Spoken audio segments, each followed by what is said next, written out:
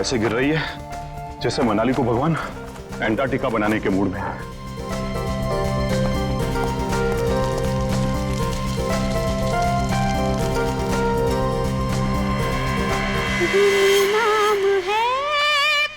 घर में तो कोई नहीं है, फिर ये म्यूजिक किसने चलाया? पूरब, माया, गौतम, पूरब, माया, गौतम,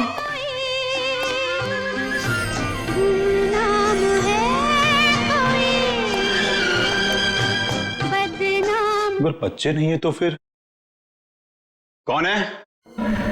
कौन है यहां? कौन है?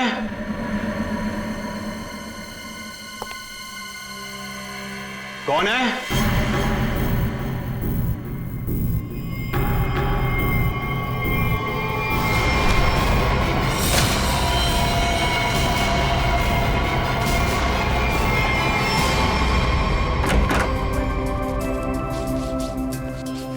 गौतम, इधर मत कर। क्यों? इधर मत जा, फिर मुझे साफ करना पड़ता है। मत। अच्छा मैं तुझे ही साफ कर दूंगी। तुम तो लड़ना झगड़ना बंद करो, डैड घर में ही है।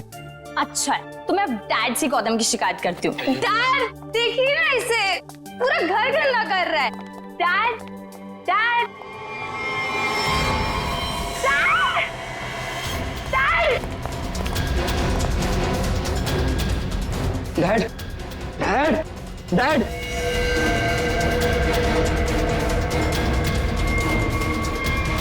Dad is no more.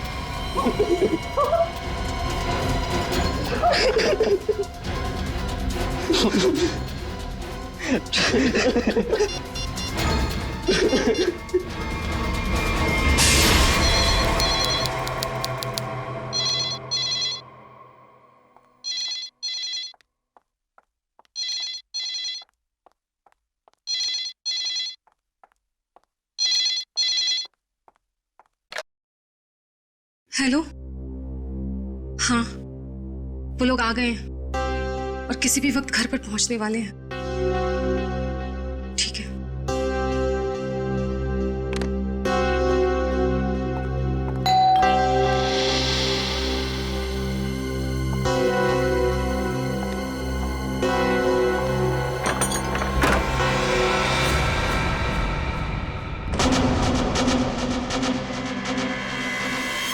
Oh my God, क्या हुआ किलोरी?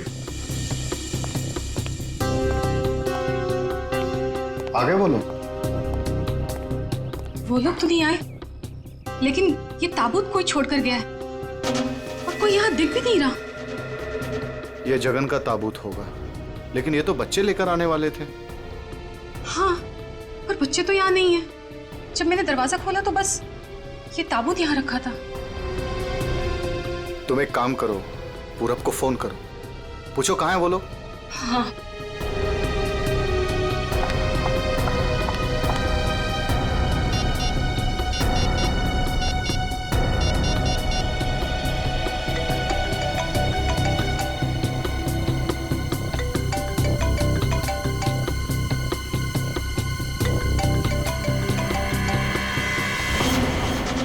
ये आवाज तो यहाँ से आ रही है। कॉफिन के अंदर से आवाज आ रही है।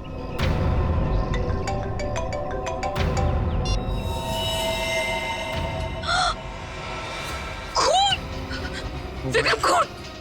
Oh my God! कुछ तो गड़बड़ है। पुलिस को फोन करो जल्दी। एक मिनट, तुम पैनिक मत हो, खोलकर देखते हैं ना।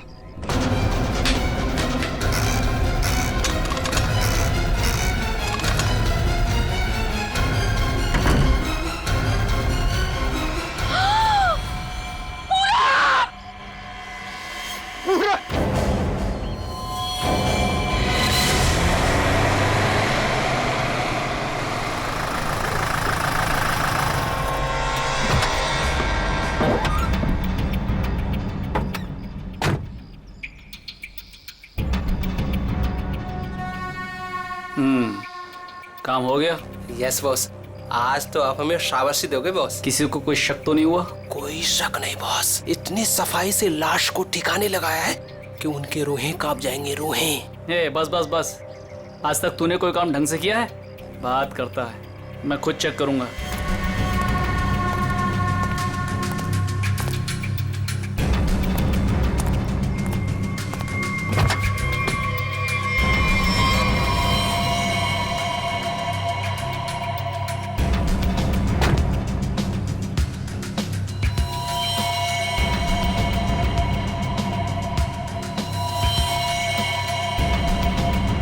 अबे क्या हुआ बॉस? मेरी किस्मत खराब थी जो मैंने तुझ जैसे निकम्मे को काम पे रखा। ऐसा क्या हो गया बॉस? ये देख, ये है तेरा सफाई वाला काम। हाँ, तू लाश ठिकाने लगाने गया था या अपनी पूंछ लगाने गया था? तू पूछ? अबे पूरे रास्ते पर तू खून के निशान लगा कर आया। सीआईडी वाले इसी पूंछ को पकड़कर हमारी गर्दन तक पहुंच जाएंगे। अरे तुझे कितनी बार बोला कि लाश ठिकाने लगाने के बाद सफाई पर सही से ध्यान दिया करो। बोला था ना, एक बार बात तेरे भेजे में नहीं घुसती क्या? बात करता है। अब क्या करे बॉस? क्या करें? मैं बताता हूं तुझे, रुक। मन तो करता है ना तेरा खून भी इसी रास्ते पर बहा दूं। अरे शक्ल क्या देख रहा मेरी? ये मुसीबत को ठिकाने लगा और सफाई वही कर। जी बॉस। ए चल बॉस, चल। खुद भी मरोगे और मुझे भी मरवाओगे। चल।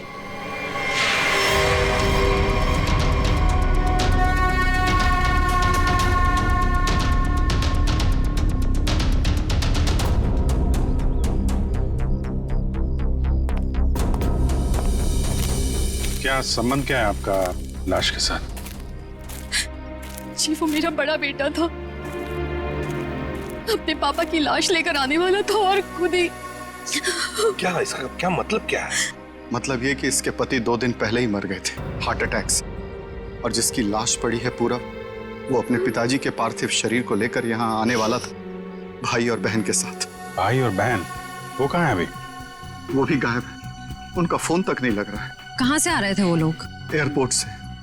थोड़ी देर पहले ही उनकी फ्लाइट लैंड हुई थी, लेकिन वो लोग तो यहाँ नहीं पहुंचे, सिर्फ कॉफिन पहुंचा, वो भी पूरब के लाश के साथ। ये लो, मतलब बीच रास्ते में किसी ने कांड कर दिया। वैसे आपका क्या संबंध है जगन के साथ? कोई रिश्ता नहीं। मतलब? ये मेरे पति है।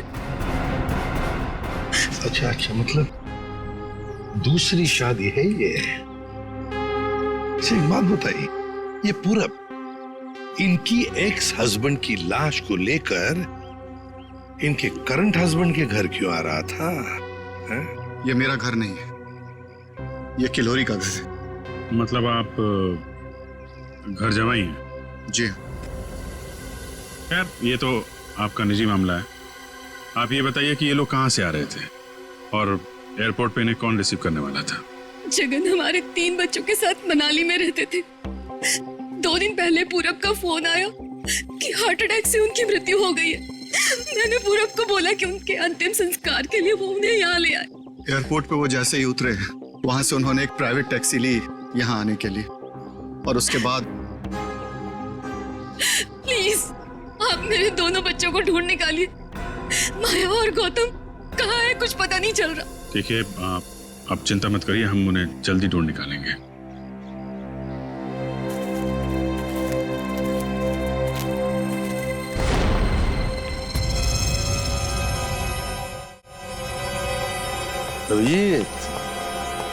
ये देखो, उनकी रेलगाड़ी लगती है।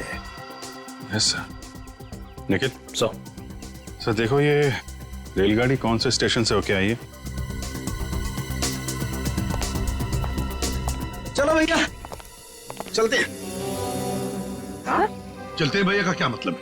अपना मुंह दिखाने आया था तू यहाँ पर? मतलब ये है कि एक लाश पड़ी हुई है, उसका खून हुआ है, किसने खून किया है ये तो आप पता लगा ही लोगे ना। महान हो आप लोग तो मेरा क्या काम है यार? इसको नहीं बुलाऊं तो इसके कान में से धुआं निकलता है कि हमें बुलाया नहीं, ये तो यूं केस सॉल्व कर देते, यूं खूनी को पकड़ लेते। और अभी लाश को सूंघा तक नहीं, वो चल पड़ा। हाँ सूंघ लिया तो फिर मुंह खोल ना। लाश को सूंघने के बाद क्या पता चला ये बताने के बगैर सरपट भागे क्यों जा रहा है? देख फारूक, 2 बच्चे गायब है, इस औरत के 2 बच्चे, और ऊपर से बाप की लाश भी गायब है। लाश गायब है तो मैं क्या करूं? लाश बन के लेट जाऊं यहाँ पर? लाश ढूंढना आप लोगों का काम है, तो ढूंढो ना। पूछो किसी से, ढूंढो कि ये कास्केट कहाँ से आया था। मैं क्या करूंगा इसमें? अच्छा तू जा। ठीक है। अरे एक मिनट सर, हमें इस केस में आपकी जरूरत है। आप देखो भैया, वो तो हर केस में तुम लोगों को मेरी जरूरत पड़ती है, पर तुम लोग मानते कहाँ हो? यार छोड़ो इसको अभी। अरे सर प्लीज एक मिनट। अरे सारुंके साहब, आप अपने ज्ञान का प्रकाश डालिए ना इस केस पे। इसके चेहरे पर अंधेरा छाया, ये क्या प्रकाश डालेगा? कुछ बोला? नहीं, ये हमारे आपस की बात है, तुम लगे रहो। ये ताबूत कहाँ से आया? ये लो, एयरपोर्ट से। अरे तो एयरपोर्ट जाओ ना यार, यहाँ क्या कर रहे हो तुम लोग? तो जाएंगे ना साळुंखे जी, पर आप क्यों मैदान छोड़ के भाग रहे हो? भाभी, आपके हस्बैंड की लाश आ गई। नहीं, मेरे बेटे की लाश आई है। क्या कह रही हैं आप? इतना सारा खून क्यों बह रहा है? मुझे बहुत डर लगता है खून से। शांति प्लीज। ना खून इसलिए बह रहा है क्योंकि इनका खून हो गया है।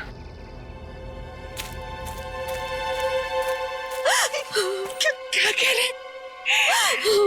पूरब का खून हो गया है भाभी। वैसे आप ये मेरी बहन है और किलोरी की ननद। लेकिन भाभी, इसमें पूरब की लाश है तो आपके हस्बैंड की लाश कहाँ है? साळुंखे, अगर 5 साल के बच्चे की तरह मुंह बना के नखरे नहीं करता ना, तो अब तक कोई सुराग मिल जाता तुझे। भैया, ये नाक के अंदर छोटे छोटे दाने दिखाई दे रहे हैं ना, शायद यही एड्रेस।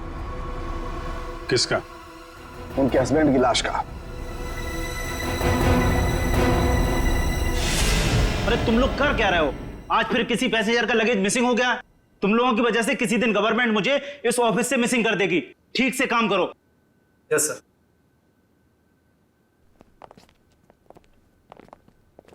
सर, आप लोगों का भी कुछ मिसिंग हुआ है क्या? अब लोग सीआईडी से। हम यहाँ पर किसी पैसेंजर्स के बारे में पूछताछ करने आए हैं। आज सुबह कनेक्ट एयरवेज से 3 लोग एक कॉफिन लेकर मनाली से मुंबई आए थे। और वो 3 पैसेंजर्स ये लोग हैं। ये देखिए, ये पूरब, गौतम और ये माया। ये तीनों अपने पिता की लाश को कॉफिन में डालकर यहाँ लाए थे। जी हाँ सर, लाए तो थे। उस कॉफिन में इनके पिताजी की लाश थी, जो इनके घर तक कभी पहुंची ही नहीं, बल्कि उस कॉफिन में पूरब कुमार की लाश पाई गई थी। ये कैसे हो गई? वही पता लगाना है। उसके साथ साथ गौतम और माया, ये 2 बच्चे भी गायब हैं। सर, मुझे तो लगता है वो लाश कहीं। एक बात बताइए, क्या इन तीनों को कॉफिन के साथ कोई रिसीव करने के लिए आया था? नहीं सर। अच्छा, एक काम कीजिए, आपके स्टाफ ने तो मदद की होगी ना कॉफिन को उनके गाड़ी तक पहुंचाने के लिए। जी सर। जरा उनको बुलाइए। जी सर, मैं बुलाता हूँ। हाँ। चंदन और बिहान को जल्दी अंदर भेजो।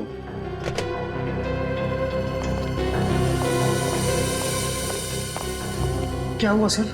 आज सुबह कनेक्ट एयरवेज से कॉफिन आया था। हाँ साहब। उसके बारे में सीआईडी वाले आपसे कुछ पूछना चाहते हैं। सीआईडी साहब, हमने कोई गड़बड़ नहीं किया साहब। हम तो अपना बस काम कर रहे थे साहब। हमने तो बस उस कॉफिन को उस गाड़ी में चढ़ाया था साहब। एक मिनट, तुमने कोई गड़बड़ नहीं की है। सिर्फ इतना बताओ कि जब तुम ये कॉफिन यहाँ से उनके गाड़ी तक ले जा रहे थे, तो उस दौरान उसके बीच में कभी कोई मिलने आया था या कोई ऐसे कुछ भी हुआ था क्या? हाँ साहब, हम उन तीनों को लेकर जब यहाँ से बाहर निकले, उनके साथ जो लड़की थी ना, उसको एक फोन आया सर। पता नहीं क्या बात हुई, फिर वो अचानक से कहने लगी, पार्किंग में एक नीली वैन खड़ी है, ये कॉफिन वहां ले चलो। अच्छा, वैन के ड्राइवर को देखा तुम?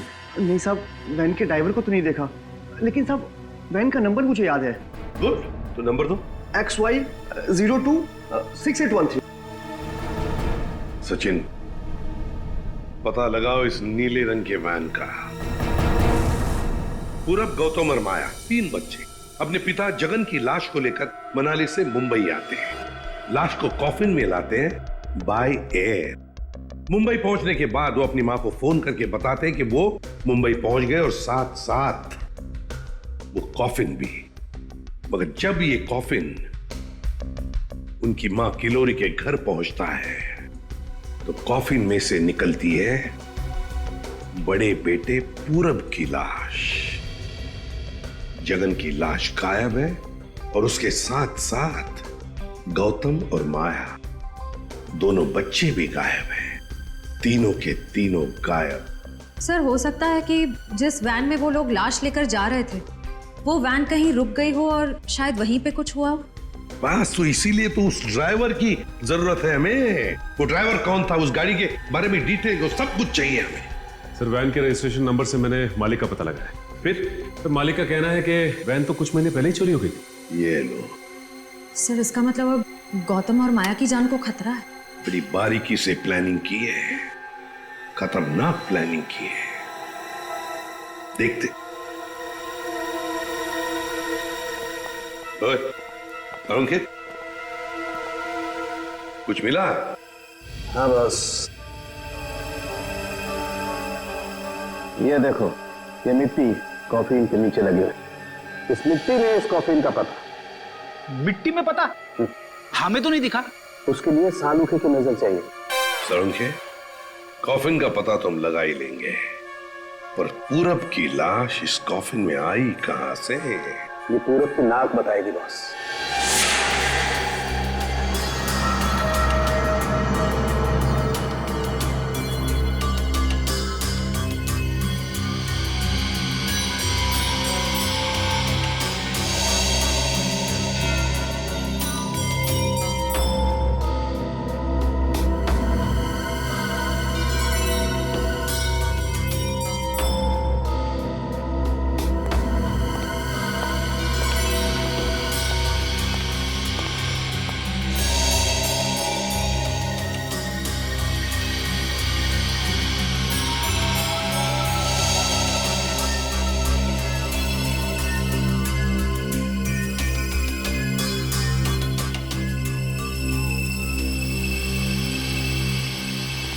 हाँ सर, कुछ पता चला?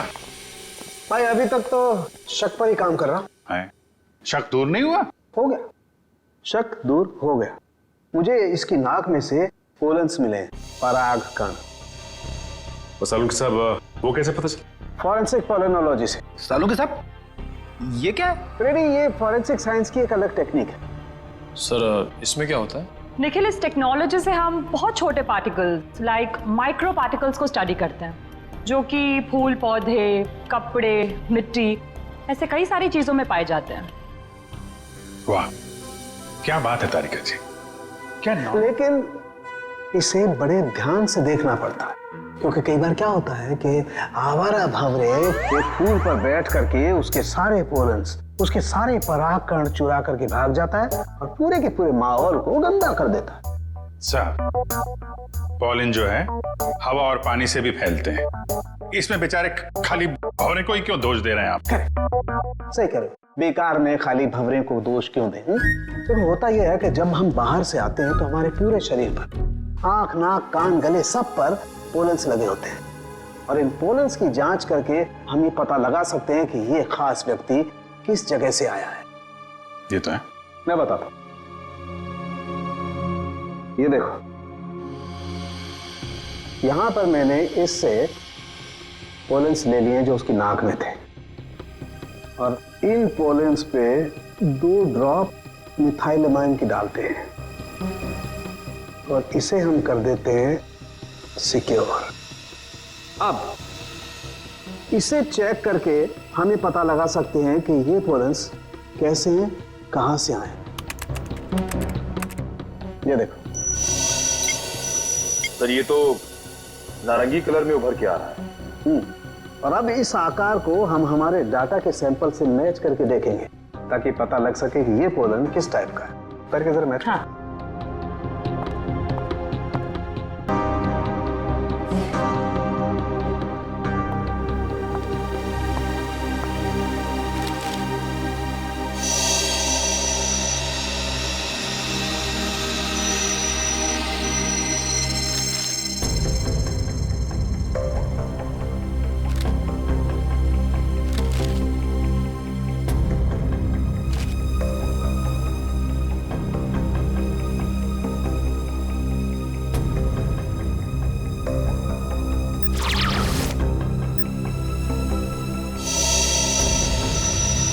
वाह सर, ये तो पॉलेंस की पूरी लाइब्रेरी है। एक पॉलन कहाँ पैदा हुआ, धरती पे कहाँ पाया जाता है, पूरी डिटेल्स है इसमें। फॉरेंसिक साइंस की इस टेक्निक की वजह से क्राइम स्पॉट का पता लगाना बड़ा आसान हो गया है। मिल गया मैच।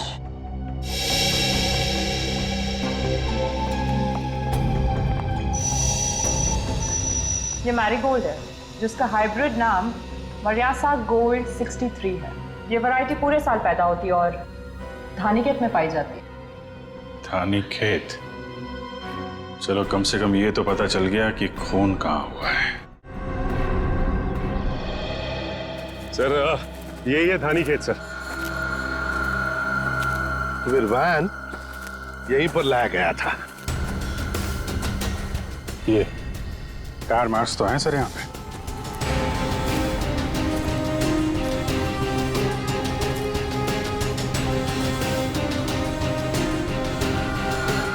बस ये उसी वैन के टायरों के निशान।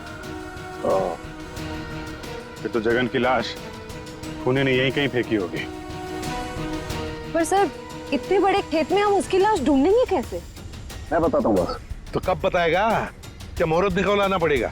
मैं बता रहा हूँ ना यार, उखड़ते क्यों? 1 मिनट रुको।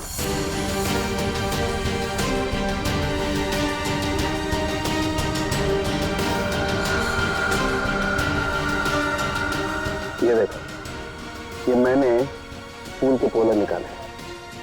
अभी मैं जिस दिशा में उड़ाऊंगा और ये उड़ करके जहां जाएंगे समझ लो फूल भी उसी दिशा में हुआ है। लेकिन सर यहाँ तो हवा ना के बराबर है, ये कैसे पता चलेगा कि हवा किस डायरेक्शन में है? ये मुर्गा बताएगा। मुर्गा? हाँ निखिल, मुर्गा। ये मुर्गा है ना, किसान लोग अपने खेत में अक्सर लगाते हैं। इस मुर्गे से पता चलता है हवा का रुख कहाँ पर है। जिस तरफ हवा चलती है ना उस तरफ ये मुर्गा मुड़ता है और इसका फायदा होता है पेस्टिसाइड डालने में, हवा के हिसाब से। उस तरफ देखते हैं सर। हाँ चलो देखो जरा आसपास कुछ दिखता है क्या? सर, हाँ सर वहां पे कोई लेटा है? चलो देखते हैं।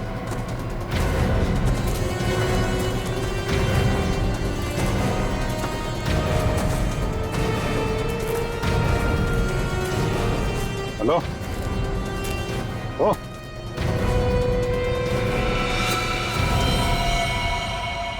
ये तो जगह है सर।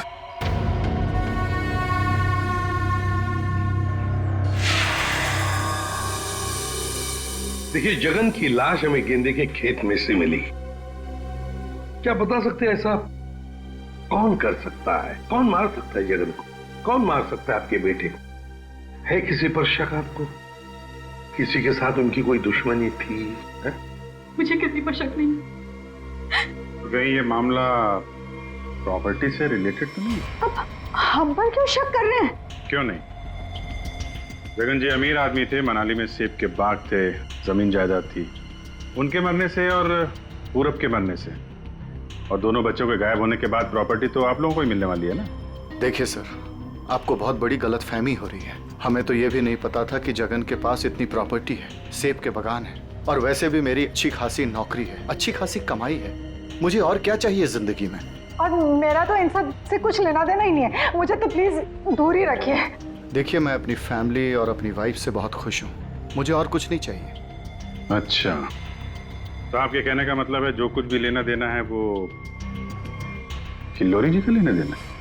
देखिए सर, आप लोग मेरे बच्चों को ढूंढने के बजाय मुझ पर और मेरे परिवार पर शक कर रहे हैं। नहीं नहीं नहीं नहीं नहीं किल्लोरी जी, हम आप लोगों पर कोई इल्जाम नहीं लगा रहे किल्लोरी जी।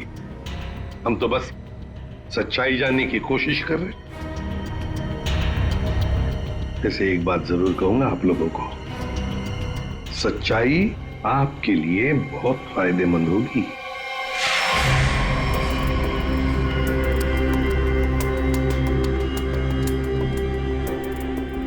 सारिका, इस ताबूत के ये निचले हिस्से में जिस तरीके के निशान लगे हुए हैं ना, उससे तो लगता है इस ताबूत को काफी दूर तक घसीटा गया है।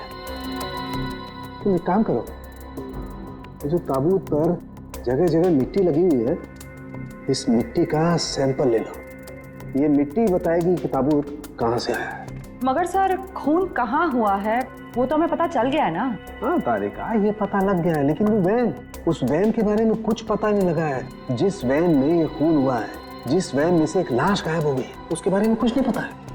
एक काम करो, इस मिट्टी का सैंपल ले लो, फिर इस मिट्टी को हम बॉम्बे के सॉइल मैप से मैच करके देखेंगे। लेकिन सर मुंबई के सॉइल मैप की कौन सी मिट्टी का फैलाव कहाँ तक है ये हमें कैसे पता चलेगा? यू ट्रस्ट मी ना? कॉज तो फिर सैंपल ले लो, पता लगेगा, बिलीव मी।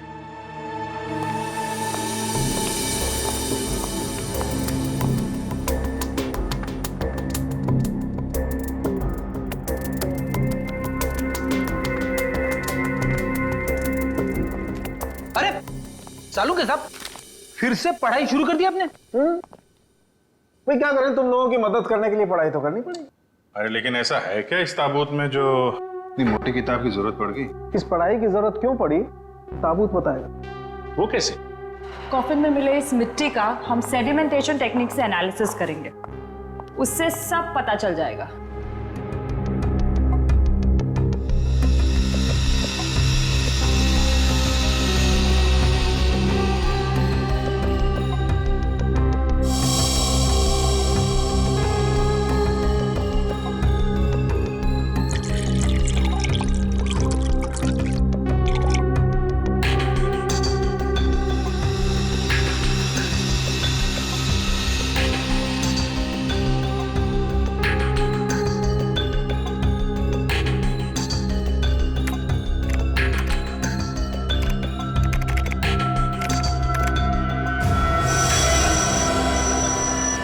ये देखिए,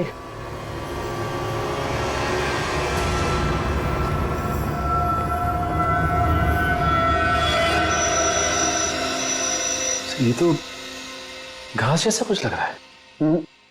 देखो, अब देखो, ये घास नहीं है, ये मोलासिस है, गन्ने के वेस्ट से जो निकलती है, जहां पर गुड़ बनता है।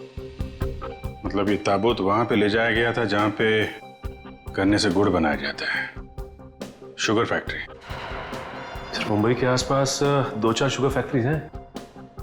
अच्छा सालुका साहब, ये मिट्टी किस एरिया की है, कुछ पता चल सकता है? हाँ बिल्कुल पता लग सकता है।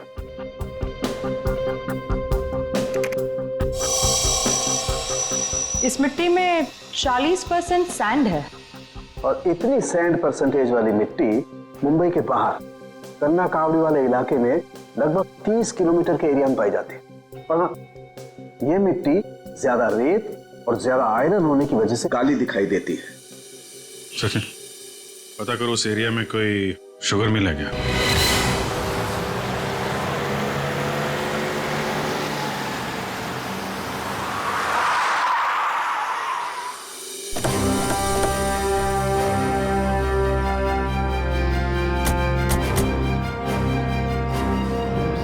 चंगनलाल शुगर मिल। यहाँ तो लोग आ जा रहे हैं, चहल पहल है। यहाँ पे खून ही खून करके कैसे निकल गया? और तो लाशों की अदला बदली भी की है। डॉक्टर सालुंके ने शुगर मिल की बात की थी और यहाँ आसपास 30 किलोमीटर तक यही एक शुगर मिल है। हो ना हो, खून हुआ तो यही है। चलो इससे पूछते हैं। अरे सुनो जी। तुम यहाँ के सिक्योरिटी वाले हो? जी हाँ। हम लोग सीआईडी से तुमसे कुछ पूछना चाहते हैं। सीआईडी साहब, क्या बात है? हमको माफ कर दो, हमारी कोई गलती नहीं है। देखो घबराओ मत, हमारे कुछ सवालों का जवाब दो। हाँ हाँ। क्या तुम यहाँ पर अकेले ड्यूटी पर होते हो या और भी कोई है जो शिफ्ट में आते जाते हैं? हम पूरे टाइम अकेले काम करते हैं। तुम ये बताओ और अपने दिमाग पे जोर डाल के बताओ कि तुमने कोई ताबूत देखा है? काहे डरा रहे हैं? यहाँ ताबूत कैसे देखेंगे? ठीक है, ताबूत नहीं देखा। किसी नीले रंग के वैन को देखा जिसपे शक हुआ हो तुम्हें? साहब वैसे तो हम सब पे शक करते हैं, लेकिन नीले कलर की गाड़ी क्यों नहीं देखे हैं साहब? आप समझ रहे हैं ना? अच्छा चलो एक बात बताओ, यहाँ पर ऐसी कोई और भी खाली जगह है गोदाम जैसी? हाँ साहब, एक पुराना गोदाम है हमारे मालिक के। चलिए दिखाते हैं। चलो दिखाओ। दिखाओ। चलिए आइए साहब, ये है पुराना गोदाम। तुम जरा बाहर जाओ। ठीक साहब। गेट तो काफी बड़ा है। हाँ, वैन आसानी से घुस सकती है। इस जगह को देख के लगता है कि काफी समय से कोई आया नहीं है यहाँ पे। काफी समय से कोई आया नहीं है यहाँ, तो फिर ये बोरियां ऐसी रखी कैसे गई? और ये ऊपर से टारपॉलिन, जरा देखो तो नीचे क्या है।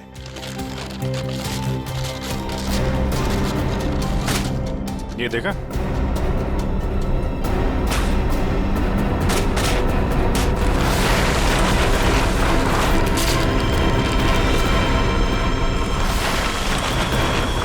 ये क्या है? क्या बात है सर, यहाँ पे तो पूरे वैन को ही दफना दिया है। और ये देखिए वही नंबर है XY026813। चेक करो देखो।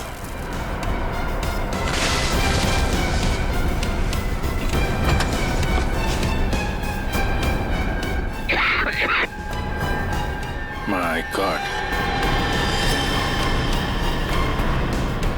इतना सारा खून। लगता है 24 घंटे से ज्यादा पुराना है। अभिजीत, लाश इसी वैन में से ले जाई गई है। काम करते हैं, पूरी की पूरी वैन को फॉरेंसिक लैब भेजते हैं।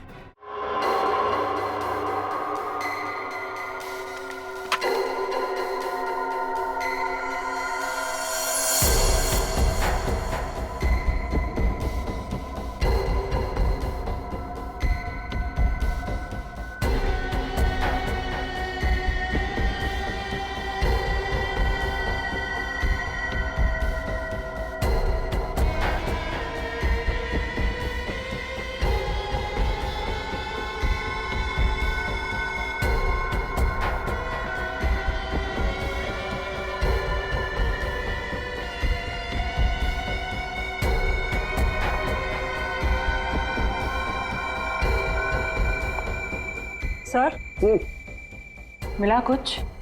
हाँ तारिका, मिला तो है बहुत कुछ, लेकिन जो कुछ मिला है उससे हम खूनी को सजा तो दिलवा सकते हैं, लेकिन बच्चों तक नहीं पहुंच सकते। सर, टाइम बहुत कम है हमारे पास, कहीं बच्चों को नहीं तारिका, बच्चों को कुछ नहीं होने दूंगा, लेकिन सबसे पहले हमें ये पता लगाना पड़ेगा कि गैराज में डंप होने से पहले ये वैन आखिरी बार कहाँ होकर के आई। तो ये कैसे पता लगाएंगे हम? हमने पूरी वैन छान मारी है। तुमने वो कहावत सुनी है, किसी जेंटलमैन को देखना हो तो सबसे पहले उसके जूतों की तरफ देखो। हम भी इस गाड़ी के जूतों की तरफ देखें। मतलब साफ है तारिका, सिंपल। हम इस वैन के टायरों को चेक करेंगे। तारिका, ये वैन जहां से भी होकर आई है उस जगह की मिट्टी के कण इसके टायरों पर चिपके होंगे और वो बताएंगे कि वैन कहां से होकर के आई। करेक्ट। हाँ।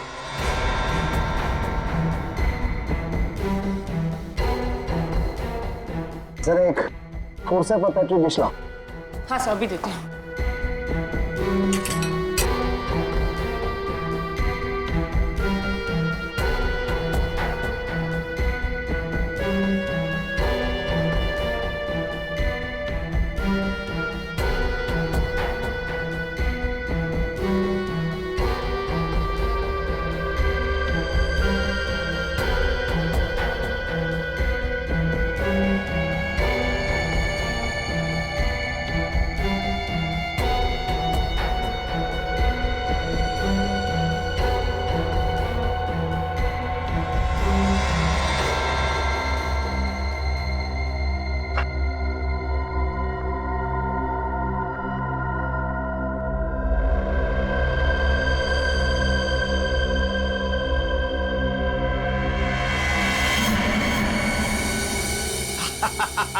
Got it! सर, क्या है? क्या मिला है? सर बताओ ना क्या मिला है? हेलो। हाँ तारिका जी। हाँ अभिजीत। उस वैन में से कुछ एविडेंस मिला? हाँ मिला तो है, लेकिन मुझे नहीं पता क्या मिला है। सर बता ही नहीं रहे। अरे क्यों? डॉक्टर साहब हैं कहाँ? यहीं पे हैं, कूद रहे हैं, गॉट इट कर रहे हैं। अरे उन्हें ऐसा क्या मिल गया कि जो बरसात के मेढक की तरह कूद रहे हैं? पता नहीं, मुझे कुछ नहीं बता रहे, तुम ही बात कर दो। सर। हाँ अभिजीत। ओ अभिजीत, आज भाई साहब। भैया वो मैसेंजर हमें मिल गया है जो हमें गौतम और माया का पता बताएगा। क्या सफेद रंग का एरो बनाया है पेड़ पे? अच्छा ठीक है, ढूंढेंगे। और वैसे वहां पोजीशन क्या है? यहाँ की सिचुएशन तो कंट्रोल में है, लेकिन हमारे सामने जो नजारा है उसे देखकर तो हमारे होश ही उड़ गए हैं सर। कोई बात नहीं, हम लोग पहुंच जाएंगे जल्दी। क्या कह रही है श्रेया? सब ठीक है सर? कह रही है कि वहां पे नजारा ऐसा है कि जमीन खिसक जाएगी पैरों के नीचे से। सर हमें जल्द से जल्द वहाँ पहुँचना होगा, पर लोग बहुत कम है, कहीं हाथ से निकल ना जाए। आप लोग कोई बताएंगे क्या हो रहा है? कैसे है मेरे बच्चे? ठीक तो है? प्लीज कुछ बताइए। मैम जरा धीरज रखिए, सब कुछ पता चल जाएगा। कुछ बताया होगा ना फोन पे उसने। आखिर हमारे बच्चे मिले कि नहीं मिले, कुछ तो मालूम होगा ना। देखिए अभी कहने सुनने से कुछ नहीं होगा, जो भी है वहाँ पे चलने के बाद ही पता चलेगा। अरे पता तो तब चलेगा जब वहाँ पहुँचेंगे। अगर भालू शेर चीतों को पता चल गया ना कि हम लोग यहाँ हैं, तो दुनिया में किसी को हमारा पता नहीं चलेगा। आप फिक्र मत कीजिए प्रीति जी, आजकल इंसान जानवरों से ज्यादा खतरनाक हो गया। हो सकता है वो आपको देख के भाग जाए। अरे उन्हें चिल्लम चिल्ली की आदत नहीं है, जरा शांत रहिए आप। क्या? एक मिनट। श्रेया, वो सफेद निशान वाला पेड़ मिल गया। सर उस पेड़ से राइट लेकर 200 मीटर स्ट्रेट आ जाइए। 200 मीटर राइट में। चलिए जल्दी चलिए। कोई मुझे बताएगा हो क्या रहा है? मेरे दिल बैठा जा रहा है, कहीं मेरे गौतम और माया को कुछ हो तो नहीं गया? बस बस, और नहीं चला जाता, अब नहीं चल पाऊंगी। देखिए पीछे छूटने वालों को जानवर छोड़ते नहीं है, लंच या डिनर में खा लेते हैं। नहीं, मैं आगे जाती हूँ ना, आप लोग मुझे फॉलो करिए।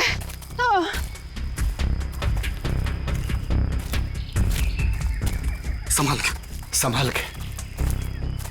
आश्रय सर वो देखिए सर।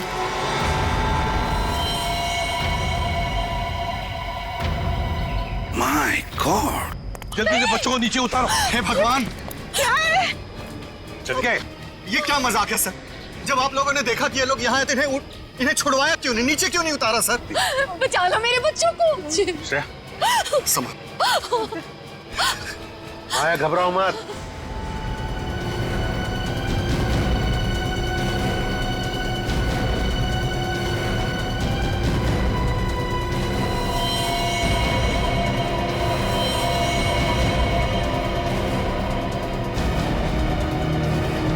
अब भेजो भेजो उसको।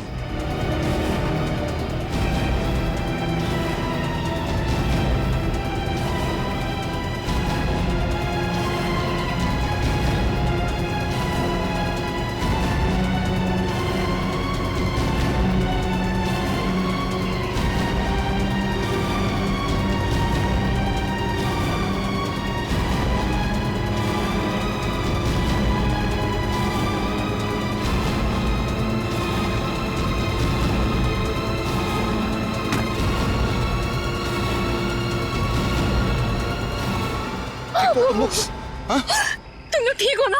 बंद कीजिए अपना नाटक, हमारी इस हालत के जिम्मेदार आप ही हैं। बच्चे कहते हैं ना हमें, तो क्यों डाला अपने बच्चों को मौत के मुंह में? तो अच्छा हुआ सीआईडी टाइम पे आ गई, वरना आपने भैया की तरह हमें भी मार दिया होता। क्यों खिलोरी जी, ये बात क्या है? बच्चे आप ही पर इल्जाम लगा रहे? मुझे भी कुछ समझ में नहीं आ रहा है। मैं तो इन लोगों से इतना प्यार करती हूँ, मैं क्यों मारूंगी इन लोगों को? बात तो सही है, सवाल जायज है। एक माँ अपने ही बच्चों के साथ ऐसे कैसे कर सकती है? देखिए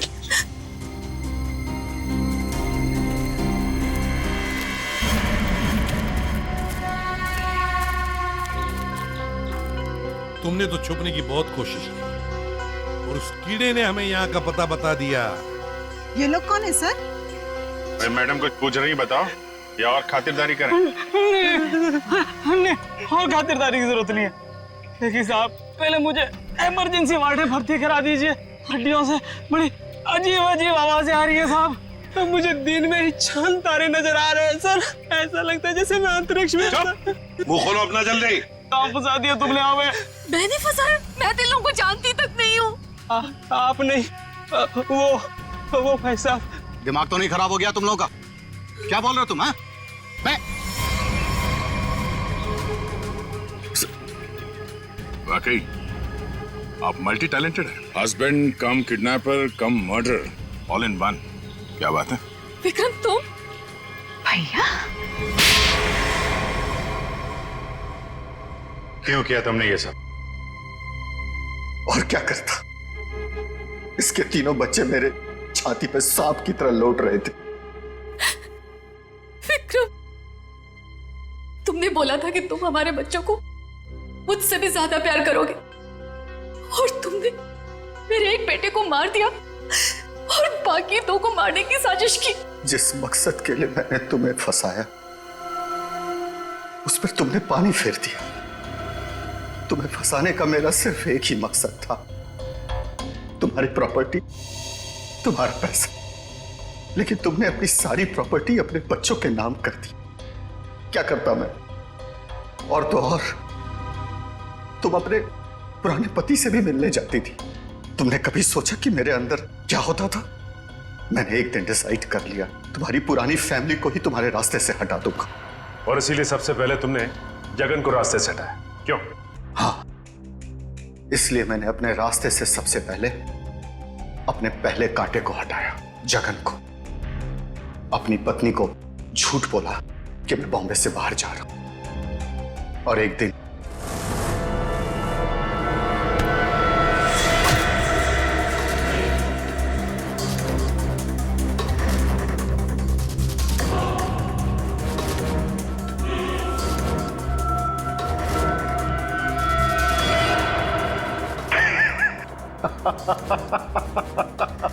सोचा था जगन के मौत के बाद तुम्हारा झुकाव तुम्हारे बच्चों के लिए कम होगा, लेकिन मैं गलत था। तुम्हारा तो और बढ़ गया, और तो और तुमने उन्हें साथ रखने का फैसला कर लिया। पर यह बात तुम्हें बर्दाश्त नहीं हुई, इसलिए तुमने इन दोनों को भी रास्ते से हटाने का फैसला किया, क्यों? विक्रम, मैंने तुम पर इतना भरोसा किया, तुमने सब बर्बाद कर दिया। मैं तुमसे नफरत करती हूँ, नफरत। जायदाद की लालच में आके तुमने जो मौत का खेल खेला है उसका अंजाम भी मौत है। फांसी होगी तुम्हें, फांसी।